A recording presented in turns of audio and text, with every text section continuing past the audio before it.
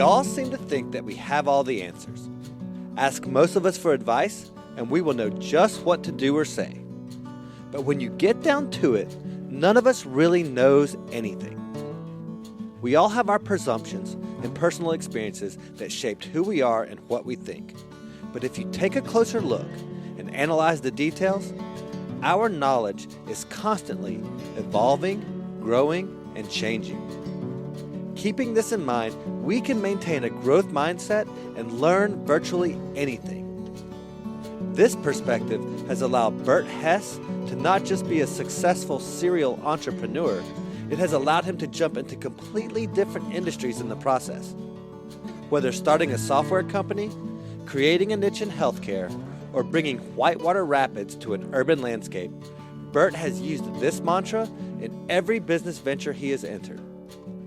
Ultimately settling on film production, Bert Hesse isn't just making movies, he is creating the industry for the Carolinas. Partnering with the largest university in the state, along with some of its most influential people, Bert is once again primed for success in an area that he is still learning and developing. While he will tell you he doesn't know much about technology, making movies, designing software, or ads for Super Bowl commercials, he hasn't let that stop him.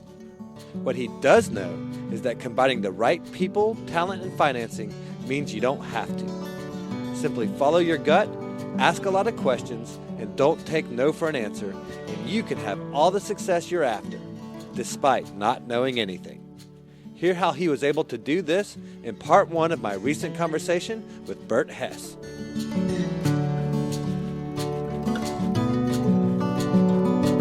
Film, and this is the big if, film, if you make a good film, you don't have to come out with, 2.0 of it, and it can continue to make money for, people are still making money off movies like It's a Wonderful Life. Yeah, like in perpetuity. Right, yeah. But it's got to be good. So right. There's a lot of aspects of it that I liked. Cool. And so Tyson's the one that's got the Sonic deal going on, or he's... Mr. Sonic. I understand he kind of got pulled in because of their having some troubles with Right. her, but what was his thing early on with Sonic that then led to him getting... He would sit in church with us, Tyson, at 8 years old and be drawing. And he was really a fairly good drawer, but all he would do is draw. That's all he wanted to do is draw. And I'm sitting there looking at this kid going, this guy's going to be a 40-year-old guy living in my basement doing caricatures at the state fair. And how can you make a living drawing? And then he got into Sonic. And then it was, how can you make a living drawing Sonic the Hedgehog?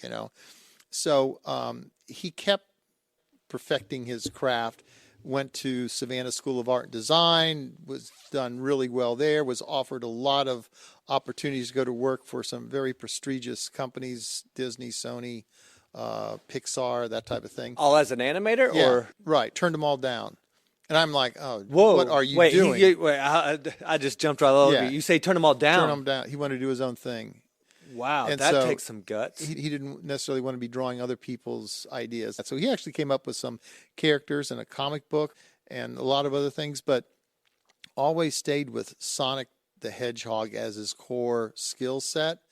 And Sonic, like any animated or even live action figure, sometimes goes through revisions over years. The original Superman that was back in the 50s does not necessarily look like the Superman that's in the comic book today. And so when Paramount started doing this movie, Sonic the Hedgehog, they wanted to somewhat not redraw, but update Sonic. Yeah, like 2.0 kind of thing. Yeah. And that went over like a lead balloon. I mean, they were not only going to have people not going to the movie, they were going to have picketers out there. They were that upset. They were that upset about how Sonic was drawn. Huh.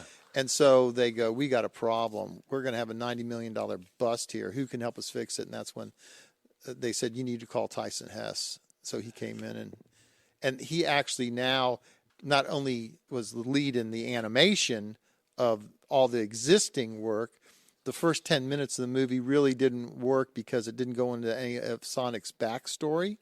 And so Tyson wrote and created all the first 10 minutes of the movie, which takes place on the Sonic planet. Nice. So you get the backstory. So you Yeah, understand. right, it kind of lays the groundwork for what the right. story is going to be about. That's incredible. Tyson. Yeah. Huh. But it was all based on him just his obsessive love of drawing. And now, I'll probably be living in his basement. Right? It'll be a nice basement. You don't have to worry about that at all. Right. Well, it's so funny because, like, from like your generation to mine, it was, well, these kids playing video games in the basement all the time.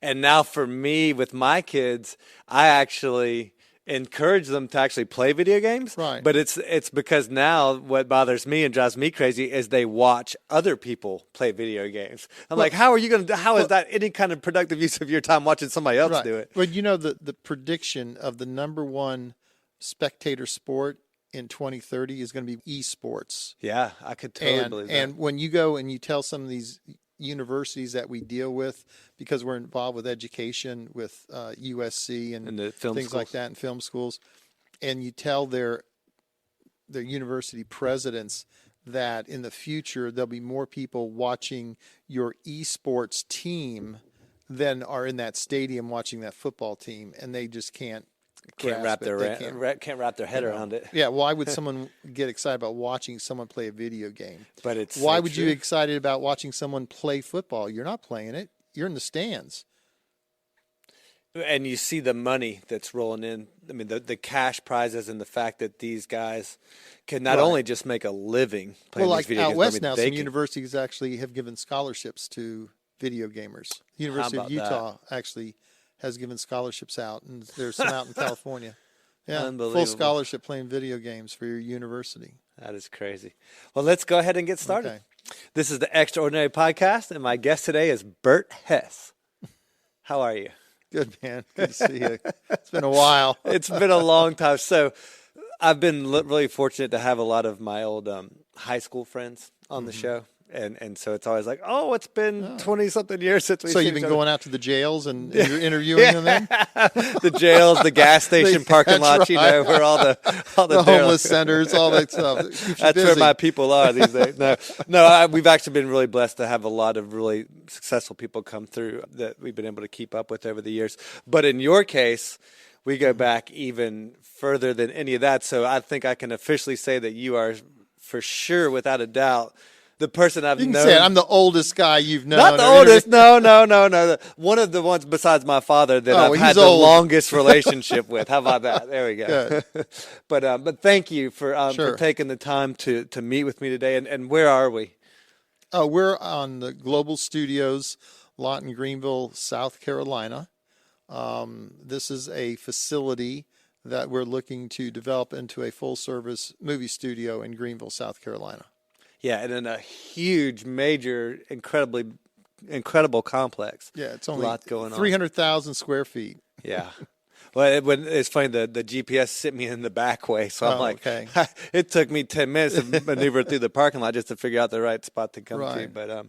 But yeah, like I said, really appreciate you taking the time, because you are going to be one of my most fascinating guests to talk to, and I've got about 3 hours worth of content that I'm going to try to cram into as close to an hour as we can get. So I really hope that we can get into as much of this as I really want to, because there's so many fascinating things about you that I really want to talk about.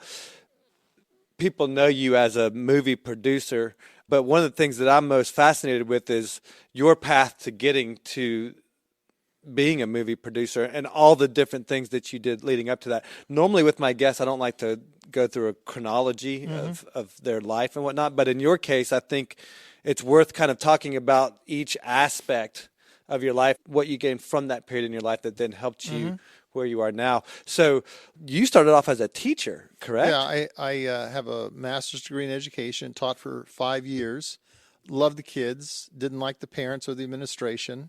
The pay probably wasn't real great either. And so through a relationship in the church, there was a guy who had a ladder company out of Utah, and they were called Little Giant Ladders. Oh, yeah. And they were multi-purpose expanding ladders, right? Yeah. And I was so frustrated with education, wasn't going anywhere.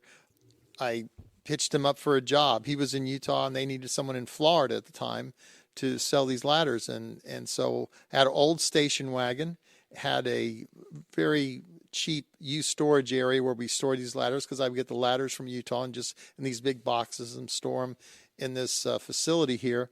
And we had, at the time, we had an old station wagon, no air conditioning. Now, this is in Tampa, Florida, in the summertime.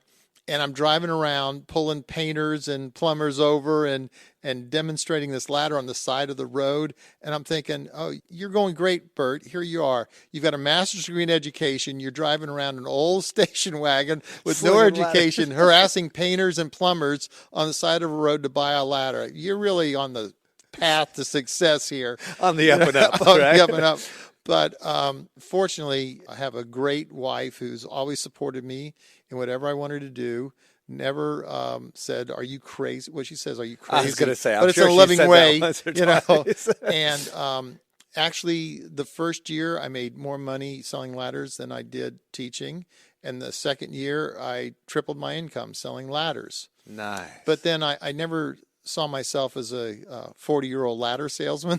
Right. So at that time, this is just the start of the technology boom, and got involved. Yeah, late 80s, early 90s when things were really just hitting the ground. And started selling software.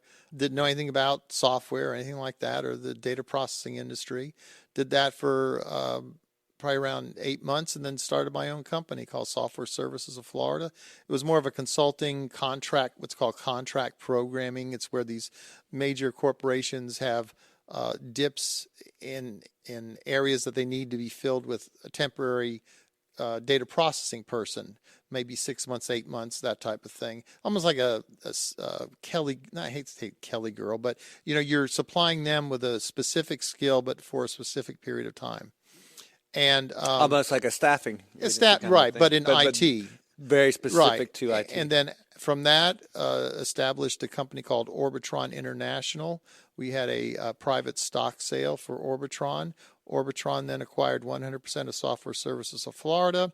We started Software Services of North Carolina, and we acquired a company called Engineering Support Services in Florida also, and that's the one that worked heavily in the development of the Epcot Center. That was more of an engineering consulting firm. Grew Orbitz Ron to around 350 people. As I mentioned, we had a payroll of around $1 million a month. I had a board of directors and just sort of got tired of it and walked in and said, hey, I'm selling. So sold Orbitz Ron to a company called Sykes, S-Y-K-E-S. They're a publicly traded company. Took around a year off, sat around, tried to figure out what I was going to do with my life. And then, as I mentioned, I can blame my wife for this one. She said healthcare. So we went out and bought a healthcare company called MedCorp. Well, it was called something else, but we changed the name to MedCorp of America. Had several offices around North and South Carolina. Ran that for a couple of years. And again, that was a similar concept where you were providing trained nurses and doctors for in-home care? Right, for therapies, respiratory problems, whatever it might be. And they were all under the auspices of a physician's, prescription, that type of thing. Right. So I got tired of that. Just never felt that was, again, something that I really wanted to continue to do long term. Didn't feel like it was your calling necessarily. Yeah, it just didn't feel right. I always, when I felt that like selling ladders or software or healthcare was not what I was supposed to be doing, I would always just sit there and go, okay, if money was no object, if you could live anywhere you wanted to, what would you want to do? And so when I was selling ladders, I said, okay, I like living in Florida, but I don't like the physical aspect of chucking these ladders around. And those little giants are not light. No, they're not light. And they're aluminum, so every day I would come home with aluminum dust all over my hands and my clothes and everything. I said, I really think I would enjoy getting dressed up to go to work with a coat and a tie and work in a professional environment, dealing with professional people. Now, that's not to say that the people we were selling ladders to weren't professional, but they were just in more of a blue collar and just great people. But I wanted to deal more with people. Like that air conditioner. That's what it right, was. and especially in Florida. So that's one of the reasons I got into the software sales part of it. And then when I got tired of that, the healthcare thing, again, was more of a blip. I don't even know why we got involved with that thing. we helped a lot of people, and it was good. And I sold that company to Columbia HCA. And then after that, again, I said, okay, wait a minute. Now that I'm at this age, what do you want to do? Well, I didn't really care that much about wearing a coat and a tie anymore. Matter of fact, I wanted to be more casual, and said, I've always liked creativity. When I went to junior college in St. Petersburg, Florida, I was going to major in advertising and arts, and got involved with theater. And so I was really on the creative side, but never could figure out how to make any money at it. And then I said, well, I think I like the movie industry. And that's when I went home and said, hey, wife, I want to be in the movie industry. And she looked at me. And then she said, you are stupid. That's when those you're crazies That's came right, out for sure. And all these things, I mean, I didn't, this is I don't know if it's funny or not, but I'm still technology challenged, and I didn't know anything about technology. And I wound up running a 350-man women, company called Orbitz Ron International that had nothing to do with technology. And back then everybody looked at you like, well, why is this guy the CEO of this company? He doesn't even know how to turn on a computer. And what I realized real quick is that wasn't my job. Right. My job wasn't to go out. You weren't an engineer. Yeah. Right. My job was to build something and have a vision to move it forward. And the same thing with healthcare. I know nothing about healthcare. I don't like getting stuck with needles. I don't like the whole healthcare necessarily environment. But that wasn't my job. My job was not to go to your house and change, a dressing on your wound or help you with PT or OT. My job was, again, to grow the company. And so when I got involved with the advertising agency, I'm not a graphic artist. I'm not an artist, drawer, that type of thing. But that wasn't my job. So I hooked up with a very, very creative person. And that was the deal. You're the creative guy, and I'm the sales and marketing guy, and let's work together on this. Who was your partner? His name was Tony Elwood, and we're still great friends. And he's in Charlotte, North Carolina. One of the most creative people I've ever met. And, And he's the one that kind of pushed you down the road to, to the movies. Yeah, right? and if he ever hears this, love you, Tony. But give a shout out for sure. He actually, and he might not, because he comes across sort of rough a little, but rough around the edges. Yeah, but he is the most humble, lovable. He will give you the shirt off his back. That's what I just love about the guy. He had an opportunity when he was really young he made a very successful independent film called Killer, and people in Hollywood started taking notice of him. And he actually went out there, and I think he would have had an opportunity to become a very, very successful, big-time director in L.A., but just didn't like the environment, didn't like the way people were talking, didn't like, I can appreciate that. For sure. He's very independent, and so he basically walked away from what I think would have been a huge career as a film director in Hollywood, just because it wasn't something that he felt good about at the time. Yeah. So I got involved with Tony Elwood, and it was great. 10 years with it. Indie Vision was the name of the advertising agency. We did some great advertising, and that's when he approached and you said me. You guys even had some Super Bowl commercials. Yeah, right? Yeah, that's Super pretty Bowl cool. Commercials. It was really good. And so from there, he decided he was going to make another movie. He wanted to make another movie, and he wanted you to pay for it. And he said, I want to make another movie. I said, well, that's good, Tony. Go out and make a movie. He goes, well, I need the money to make the movie. And so we went out and we raised, some good money, hundreds of thousands of dollars, almost $1 million to make a small movie called Cold Storage. And it was a great movie, and he was the director, and it was his vision. And he really educated me on the film industry. And then after around 10 years with Indie Vision, we were going to have to grow a lot bigger.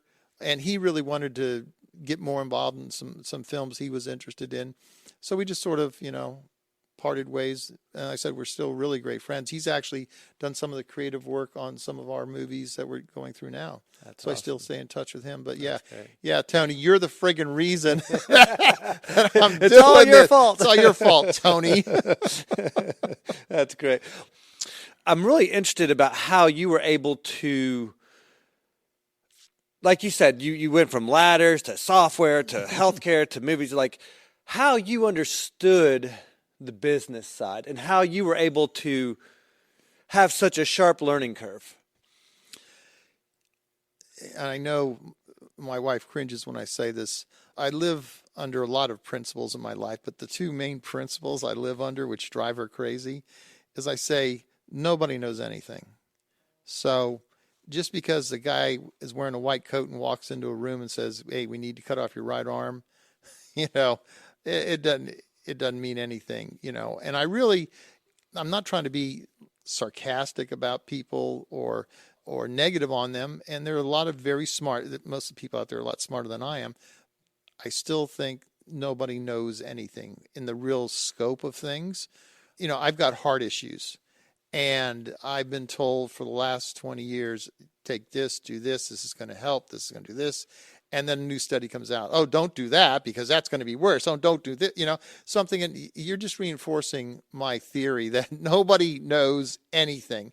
So when I talk to people in IT, they're a lot more smarter in the IT than I was, but they really don't know anything. Same thing with healthcare. Same thing with the movie business. I don't get impressed by big time directors or big time actors because they just really, yeah. They don't well, my know thing anything. is question everything. Exactly. Just because you know that to be the case for right here and now doesn't mean that's necessarily always the case. Doesn't mean that's going to be the case 10 years from now or later on. And it always fascinates me when you're trying to accomplish something. Right. And everybody says, well, it just can't be done that way. Right. Or, well, we just don't do it. It just doesn't work like that. Or what? Right. Well, that to me, that's what we'll question that. Like, what's exactly. The second thing, Nathan, that I live by is we're all living in high school. We're just high school students with gray hair. And to me, it gets reinforced every day by when you read the news or you read these topics. They're still the cool kids. They're still the kids that are considered the geeks. They're still the kids that want to be cool, that are trying to hang around the cool kids. They're still the drama queens. They're still the cheerleaders. And they're 40, 50, 60 years, 70 years old. So it's all just high school with a bunch of people running around not knowing what they're doing. That's a great perspective. Well, and it opens you up to a lot of possibility, right? Like it means like, so what? So what? Yeah, right. I love that. I love that perspective. Right. And that clearly has helped you have some success in the business world with that kind of a mentality for sure. Is there an art to putting together a deal? I have a few people in this industry that I'm friends with and I keep up with a little bit, and some are on the talent side and acting and all that kind of stuff, but some are on the executive production side and all the nuts and bolts behind it and the money that it takes to get these things done and these films produced and all the post-production work to me is like mind-boggling. To me, like it's almost like filming the movie is the easy part. Oh, yeah. And then it's from there that... So how did you learn that? What was your experiences with that? How did you get good at that? It was, again, through a relationship with Tony Elwood and doing a couple of movies with him. It was just learning. He had already made some very successful independent films, so he knew the business. So I was just sort of along for the ride learning. And I'm not shy at all letting people know. I don't know what you're doing here. Why don't you tell me that, type of thing. Because, some people I know either they don't want to be embarrassed. They don't want to come across like they don't know it. They don't want to look stupid. Right. Kind of thing. Don't look stupid. Yeah. Right. But, of course I'm saying, well, nobody knows anything anyway. So why don't you tell me what you don't know? So I learned it basically through doing, but as I've always heard and been told, there's two ways to get in the movie business: blood and money. Blood, you're related to somebody, and that's how you get in, or you buy your way in. Right. And since I'm not related to anybody in the film industry, it's pretty obvious how I got into it, through the money side. You talked about Tony, and obviously so he was somewhat of a mentor for you. Are there any other mentors that had a pretty big impact on you in your life growing up? Mr. Lucas. George Lucas. No. Oh, no. I just assumed. My sixth grade teacher. Oh, okay. Yeah. He was Mr. Lucas. I was raised in St. Petersburg, Florida. There was my mother and my older sister, and my father at the time was a seaman, a tanker captain. He was the captain of these big oil tankers that would go out. So he'd be gone a lot. He'd be gone a lot, and 3-6 months at a time. So, I'm just at home around these two women. So I'm trying to figure out, my masculinity, my whatever. And I had a great mother and I still have a great sister, but I was sort of confused, I didn't know. Kids in that age, they're still confused, and I was even more confused. But my sixth grade teacher was named Mr. Lucas, and he, for some reason, took a liking to me, and he got me involved with sports. And that's where I sort of got my identity, through sports, and started playing basketball.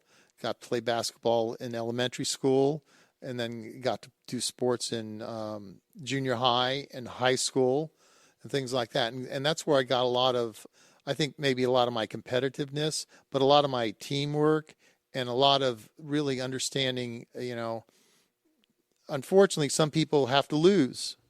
It's not that it just wasn't their day, and everybody can't get a trophy just for participating. That's not real life. There are winners and losers in these games: football, basketball, baseball. And so, Mr. Lucas was, and I still, when I'm asked that question, obviously my father had a great impact, but Sure. But my father, and I think one of the reasons I got interested in the film industry. I've always watched movies and really liked movies, but I was never like a film aficionado that wanted to go to movies day in, day out. Right. But there's been a few movies that have really impacted my life. One was called Field of Dreams. I don't know if you remember that with Absolutely. Kevin Costner. Sure. And there's that relationship or non-relationship that he had with his father. Mm-hmm. And it was, if you build it, he will come. And the last part of the movie, which drives my kids crazy because every time I'm watching it, when the end comes, I always start crying. He says to his father, "Hey, you want to have a catch?" And so my father and I were sort of like that. He was a big war hero in World War II and the Korean War.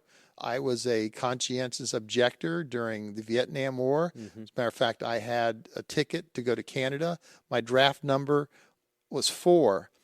Do you know how the draft was going back there in Vietnam, how the lottery system worked? I mean, it was a TV show. It was like Wheel of Fortune once a year. They would come on, and this was like 65, 6 through 71. Wow. And they would come on, and they would have this big bend with numbers rolling in it from 1 to 360. And then they would have this huge calendar, January, February through December. And so it would roll, and they would literally have like a Vanna White reach your hand into this barrel and pick out a number. That part of the story. And so January 1, your number is 150. And so, boom, they would stick 150 in January 1. And so everyone that was born in January 1, 1960, or 19, whatever your birthday was 150. That was your draft number. Right. And so they would go through this whole thing. Well, I was born April 2nd and in 1952. And so they were doing everyone in 1952 at that time. That was the draft year that, they were doing right. They were it. So they were doing, and everything. Yeah, they were doing, so it was 1970, but they were doing, if you were born in 1952, this is your numbers. So you get to my number, and now I'm out in California with a high school friend having fun, surfing. Nice. And so we say, what's on TV? Oh, the draft's on TV. Well, let's watch that. So we're sitting there at this house, and I was having fun, let's say, And so they get to April 2nd, and this lady reaches in the bin and says, number 4. And sticks it up there. And I got boom. He sobered up real quick. Wait a minute. Because I just saw my life go in front of me. Seriously, that's what a scary thing. Yeah, and at that time, but if you had a number 1 to maybe like 150, you're gone. You're for sure going, yeah. If 150 to maybe 250 or something like that, you're sort of in the middle. If you have some deferments or in college, you might be able to get out of it. And after 250, they're really not going to bother with you because the war is really starting to come to an end. And this is when a lot of people are in the streets. Shit's going crazy. Yeah, really. But if you're number 4, you're about ready to come back home in a bag, right. And so I had an airplane ticket to Canada and was ready to go when I got back to Tampa, St. Petersburg. So going back to the Field of Dreams, well, my father and I, we never really clashed, but we were, he was a very military kind of guy. Then I had the long hair, the hippie, that type of thing. Yeah. But he had a big influence on my life too, because he gave me a lot of structure too. And the other movies that really impacted me were all family, good stories that, when I was growing up and now looking through this self-diagnosis because I'm laying on this couch and you're sitting there, with your notepad writing down these things. Now it's all coming out why I'm so screwed up, You're regretting this interview already. I can tell. Know. Can we cut here? I got So I remember growing up again in Florida with my mother and my sister and watching things like Andy, not Andy Mayberry. There was Andy Griffin. No, this was even before Andy Griffin. There was a show, Leave It to Beaver. Oh, yeah, sure. Okay. And in Leave It to Beaver, it was, back that time, it was the typical mother, father, suburbia. The house and the fence, and dad came home every night at 5:00 with his briefcase and that type of thing. Dinner was ready on the table. Dinner was ready on the table. And I'm like, that's the kind of environment I want to be in. I want to be raised in. So where's my father? Well, he's on some friggin' ship in the middle of the Persian Gulf, But at that time, I didn't know that that's the way he earned a living for the family. Right. That's what he knew. You don't relate those things. Yeah, that's what he knew. For sure. And so I had some resentment because I'm watching these family-oriented shows thinking, okay, where's my father? Again, being in Florida, I think going back and then when the holidays came, I'm watching these White Christmas and all these other, and there's snow, and I'm sitting there with the air conditioner on in Tampa, St. Pete going, this is not right. That's a miss here. And so when I had the data processing company, we had offices in Florida.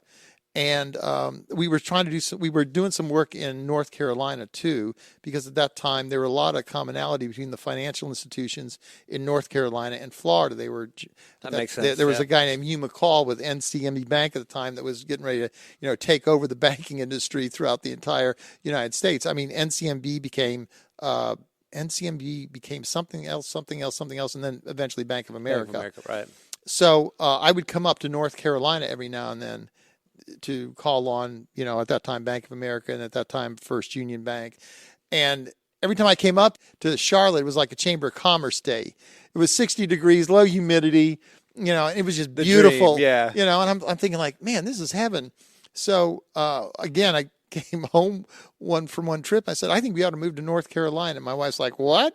I go, yeah. She goes, why? I go, because the weather's really nice. And she goes, that's a reason to move. Your whole family? I'm tired of this heat and humidity. Right. So we moved to Charlotte, North Carolina. And the next year, Hurricane Hugo comes through and blows everything away. Yeah. And then the next year, there was a blizzard that shut down the city for like 2 weeks. Yes. And it's like, oh, this is great. Your wife is probably like, what is wrong with you? Yeah, good decision. Yeah, we get blown away by a hurricane and we get snowed on like we're in Bangor, Maine. Oh, that's so funny. Well, I mean, having grown up in Charlotte and now with my folks down in Florida, I'm with you on getting out of that humidity and getting up to the Carolinas where it's so much nicer. But yeah, hot. Hurricane Hugo was a trip. That was that was crazy. Mind bender for sure. Yeah.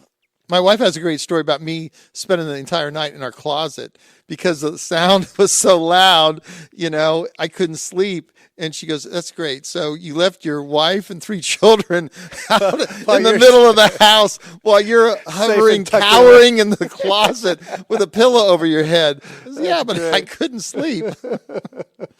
Well, what was really neat for us was we went out during the eye of that hurricane, and everything was like this weird. Oh yeah, green. it's crazy. It was such a weird experience. But so that's what ultimately got you to Charlotte. The weather. Was that? That's so great. That's a good reason to move your family. And well, for what it's worth, I think you made the right move because having grown up there, I'm sure your kids ultimately were grateful for that experience.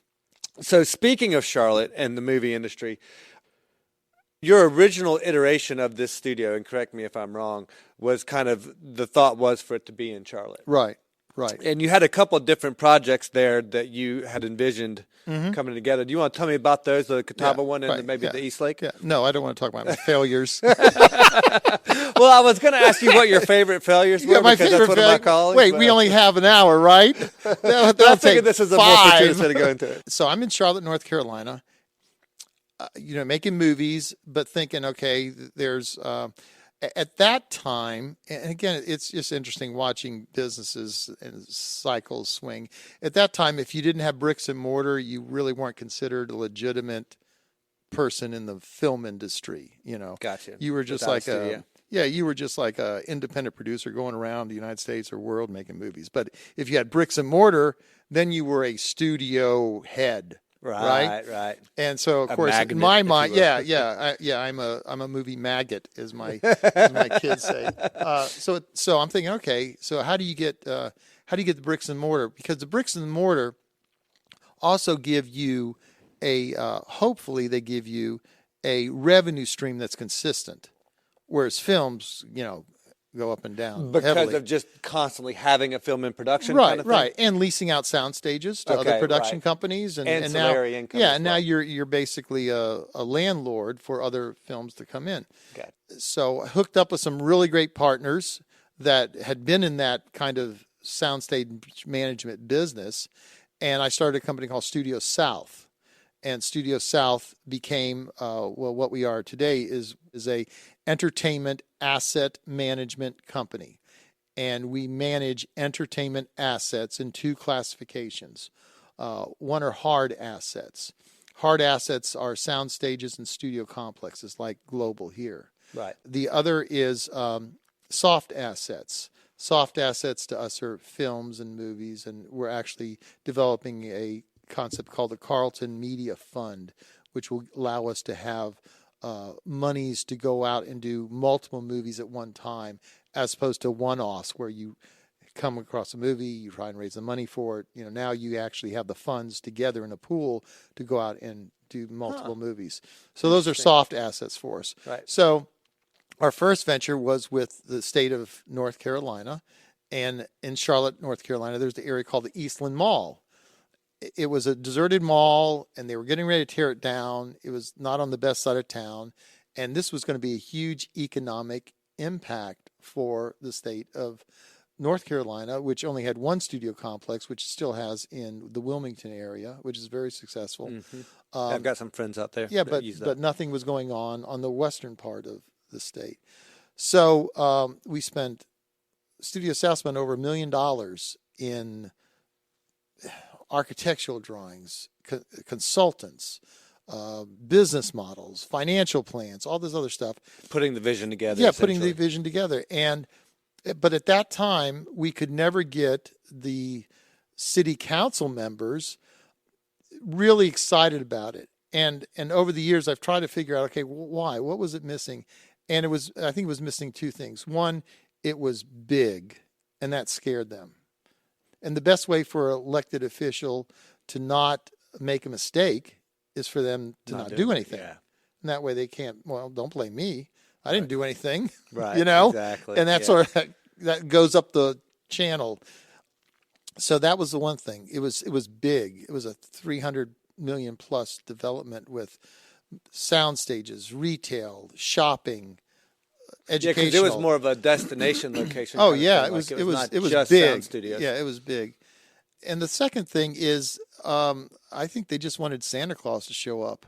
They just wanted it all. That was the kind of the feel that I got from it. Yeah, it was just, okay, Bert, this is a great idea. Now go out and do it, and let us make all the money off of it. And so it was like, this for any studio complex, like in Albuquerque where we were, or in Philadelphia or Louisiana or that type of thing, it really has to be a partnership with the state and the local entities, or it doesn't work. We're sitting here in Greenville, South Carolina, and Michelin, their North American headquarters is right down the street.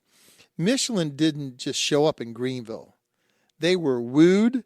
This is what we're going to do for you. BMW this is why we want. yeah. Same thing with BMW. Same thing with Boeing on the coast of South Carolina, and the same thing with the film industry. Hollywood does not need Greenville or Charlotte, but does Greenville or Charlotte want the film industry? And Charlotte just didn't want it enough. And so after around, probably around a year, trying to make somebody love you, which never works, we just said, okay, guys, we've got to move on. We have other locations. There's other places you can go to pursue that Right, vision as right. well. In your opinion, is the toughest part of that realm just dealing with the government and dealing with the hassle that comes with it? It's... So earlier this week, I had an interview with an actor, Alex Collins, and he's, for the last 15 years, he's been in Atlanta. And you've obviously seen the film industry explode in that area. And I was pressing him about that, knowing that I was going to be talking to you as well. And I was curious to get your take on what he was saying. So in Georgia, that's really why they've had the success. It's, according to him, is because of that relationship with government. And Right. specifically, the biggest thing that made Atlanta different than Charlotte and even some spots in Mississippi, and I think there's another one up north they were talking about, is the law that they passed for the Right. tax incentives. The only way for it to go away is for a new law to be made. Right. Whereas opposed to a lot of other places like North Carolina and Mississippi, they put in some temporary tax incentives that Right. were designed to go away after a year or Right. two. In your mind, is that what's keeping the Carolinas from having that explosion of growth like what you've seen in Atlanta? Exactly. Typically, this is a scenario that a production company evaluates on where they're going to make a movie. Okay, if you think from 0 to 100 here, okay, 0 to 50 or 50% of their decision is made on what is a state rebate. And explain that just for those who don't know. A state rebate can be anything from, we're going to give you a check back. Well, I had I don't want to say dumb this down for the elected officials, but You can dumb it down for me because the concept, dumber than they are. they think they're giving something away, and finally With the tax incentives? with the tax incentives. Why do we want to give money away? Brad Pitt doesn't need any more money. Why are we giving this money away? And I said, think of it this way. If you open up the paper and there's a coupon for 20% off a shirt at a department store, and you say, 20% off. Now I think I might buy that shirt because I'm going to get 20% off. So you cut that coupon out, and you walk into that department store, and you say, listen, I've got a coupon here for 20% off this shirt. The shirt's $100, but I really don't want to buy the shirt. I would just rather cash in this 20% coupon. I'd like the money back. They're going to say, dude, are you crazy? You got to buy the shirt first, and then we'll discount the price of that by 20%. Now, there's two trains of thought. One is, the department stores, they're losing 20%. They're not selling it at the full price. That's one train of thought, and that's what a lot of elected officials, that's their mindset, But the other train of thought is, no, because that person would not buy that shirt unless they had the coupon. And so it's getting... One in the hand or two in the bush. Right, kinda. yeah. Would you rather have no money and sell maybe every shirt at 100% every now and then? Yeah. Or have more money selling shirts shirt at every day. 20% off? Yeah. That's a great analogy. That's a great way to that's break it down. that's the incentive. Now, state incentives, I don't want to bore your listeners because this is sort of dry stuff, but there's typically two types of state incentives. There's a cash incentive or there's a tax credit incentive. Okay. A cash incentive is basically you come to my state and you spend $1 million in my state. Keep I'm going to write you a check back, if it's 20% rebate, for $200,000. After we do the audit, after we make sure you spent the $1 million, after we make sure that everything is correct, then we're going to write you a check for $200,000. Now, again, some people would say, why are you doing that? You're giving them $200,000 out of the state coffers. Yes, but they spent $1 million in the state, and that's just on the production, because most economists will say there's a multiple of 8 typically. That means every dollar that a production company spends in your state, you can multiply it by 8. That's why Georgia claims a $9 billion economic impact on $800 million of incentives. Because of that 8-to-1 ratio. Right. Gotcha. And so, but that's a cash rebate. Cash rebate shows up in a state's budget. There's a line item. Right. And your state's going to have something that says film production incentive and then a number. And that's when all the darts get thrown at it. Right. Because everybody and their brother says, we shouldn't be spending this money on these Hollywood types. The other type of incentive, and that's what South Carolina has, they have a cash. Okay. And so, but Georgia doesn't have cash. Georgia has a tax credit. So a tax credit works a little differently. First of all, a transferable tax credit from a state does not show up in the budget because no one knows how much it's going to be used. What it's going to be. Yeah, right. And going back to that shirt analogy, it's at 20% coupon. And so with a transferable tax credit, you spend $1 million in the state. Now we're going to give you a piece of paper from that state for $200,000 that says this piece of paper is worth $200,000 of tax relief from the state. Now, as a production company, that is no value to you because you don't really have $200,000 of tax relief you need. Right. So what you do is you go out and you sell it to a corporation that has that state's tax issues. And you sell it at a discount. But that's how you, as a production company, monetize that piece of paper.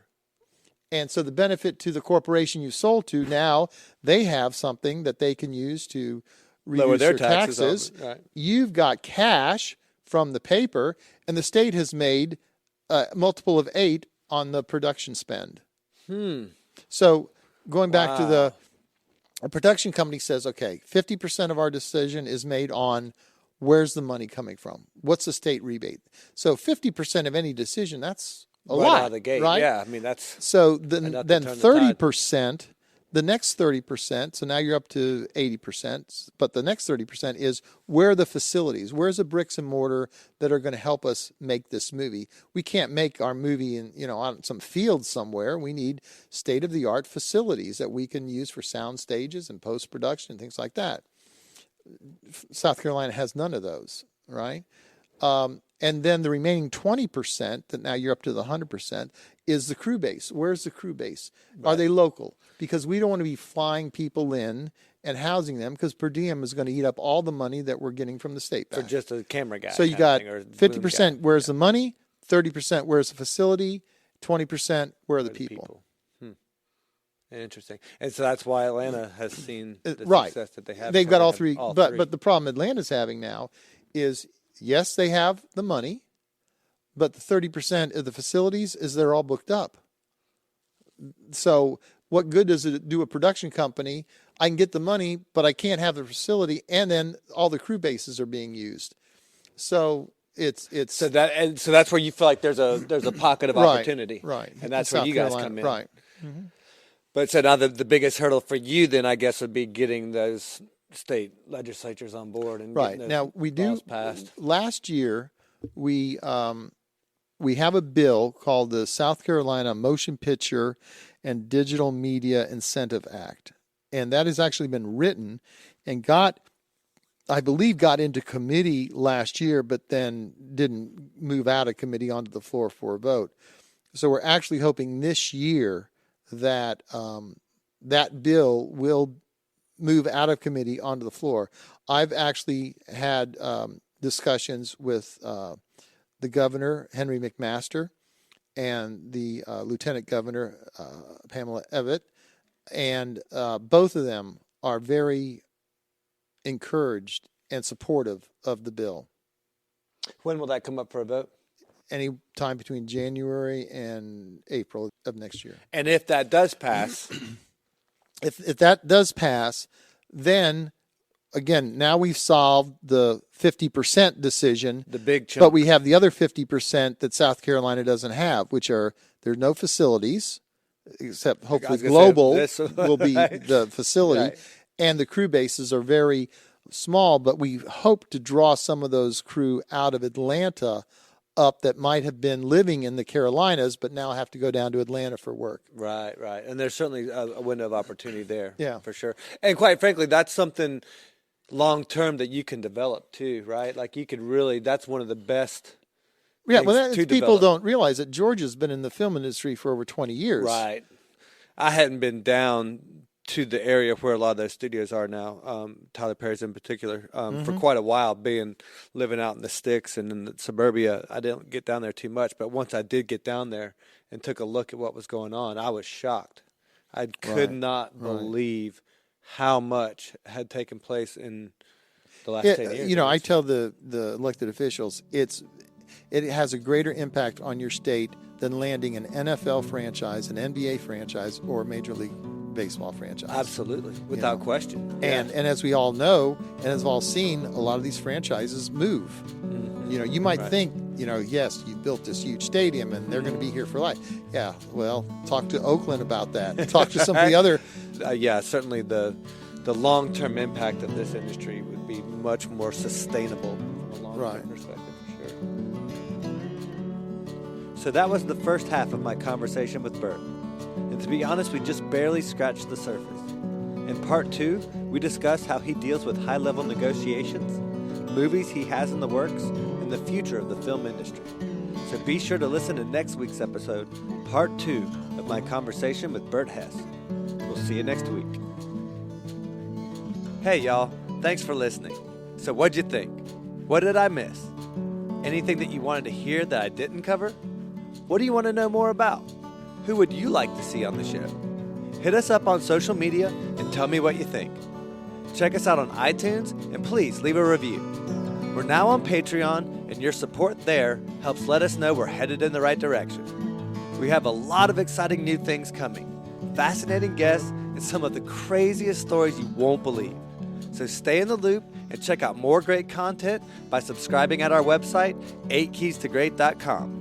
Special thanks to my guests and all those of you living an extraordinary life. This is Nate G. We'll see you next week.